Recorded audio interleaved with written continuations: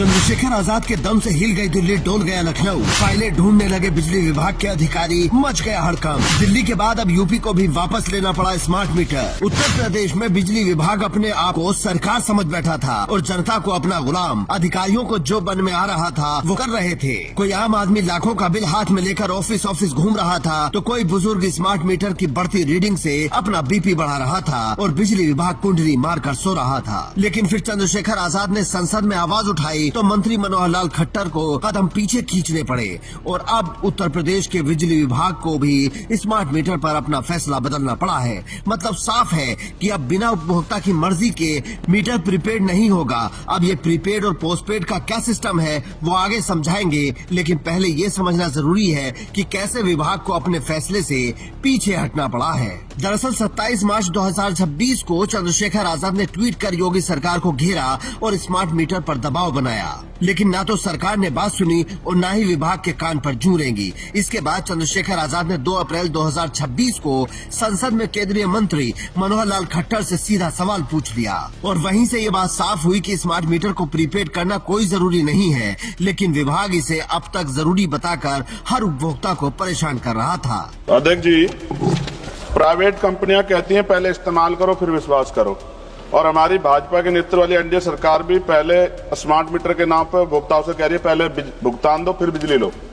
ये जनता द्वारा चुनी हुई सरकार फिर निजी कंपनी जैसी नीति क्यों अपना रही है? मेरा सवाल ये है अध्यक्ष जी, मैंने उत्तर को विस्तृत रूप से पढ़ा, क्या सरकार ये बताएगी कि हमारे देश के गाँव में रहने वाले अधिकांश किसान मजदूर रोजाना मेहनत करके कमाते हैं और उनकी आय दैनिक होती है। अगर स्मार्ट बिजली मीटर को प्रीपेड मोड पर लागू किया जाता है और दो तीन दिन काम ना मिलने पर रिचार्ज ना हो पाए तो बिजली अपने आप कट जाएगी। तब गरीब परिवार अपने बच्चों की पढ़ाई, उनका खाना और रोजमर्रा का जीवन कैसे चलाएंगे? क्योंकि सरकार वीबी राम जी के जरिए 125 दिन रोजगार गारंटी देती है, तो क्या ये अपेक्षा करती है कि गरीब परिवार 365 दिन पहले भुगतान फिर बिजली का बोझ उठाएं? और सरकार ऐसे मजदूर परिवारों के लिए क्या विशेष सुरक्षा प्रावधान व पोस्टपेड विकल्प सुनिश्चित करेगी? धन्यवाद।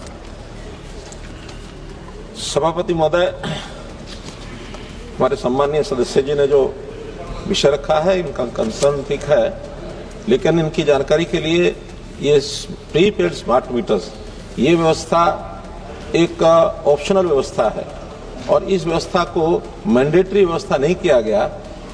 जैसे ही ये बात उपभोक्ताओं को पता चली वो खुश हो गए, लेकिन इसके बाद राज्यों के अधिकांश क्षेत्र पर मामला अटक गया था, जिस पर अब उत्तर प्रदेश की सरकार ने प्रीपेड मीटर की व्यवस्था को ऑप्शनल करने का फैसला किया है। लेकिन इसमें एक बड़ा पेच है, क्योंकि यूपी में करीब 70 लाख उपभोक्ताओं का पहले से ही मीटर प्रीपेड मोड में कर दिया गया है, जिनके मन में सवाल है कि अब हमारा क्या होगा। तो इस पर उत्तर प्रदेश की उपभोक्ता परिषद बिजली विभाग के साथ बात कर रही है और रास्ता निकालने की कोशिश हो रही है। उम्मीद है कि पिछले उपभोक्ताओं को भी ऑप्शनल सुविधा मिलेगी। मतलब अगर उपभोक्ता चाहेगा तो प्रीपेड कनेक्शन रखेगा और नहीं चाहेगा तो हटा दिया जाएगा। और ये सब चंद्रशेखर आजाद के संसद में आवाज उठाने की वजह से ही संभव हो पाया है, वरना उत्तर प्रदेश में बिजली विभाग ने आतंक मचा रखा था और किसी भी नेता को कोई फर्क नहीं पड़ रहा था। अब सवाल है कि आखिर ये प्रीपेड और पोस्टपेड वाला बवाल क्या है? इसे आसान भाषा में ऐसे समझिए कि जो नई व्यवस्था बिजली विभाग लेकर आया है उसमें आपको मोबाइल की तरह बिजली के लिए भी पहले से रिचार्ज करना पड़ेगा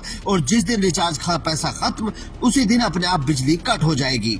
शहरों में इस तरह की व्यवस्था हाई राइज सोसाइटी में पहले से ही चल रही है, लेकिन बिजली विभाग बिना किसी तैयारी के इसे गांव तक ले आया, जबकि गांव में सुविधाओं का क्या हाल है सबको पता है। अगर गांव में लाइट में कोई खराबी आ जाती है तो लाइनमैन आने में कई दिन लगा देते हैं, जबकि शहर में 1 घंटे से भी कम में पहुंच जाते हैं। गांव में रात में लाइनमैन कभी नहीं आता, जबकि शहर में आधी रात को भी बिजली ठीक करने जाना पड़ता है।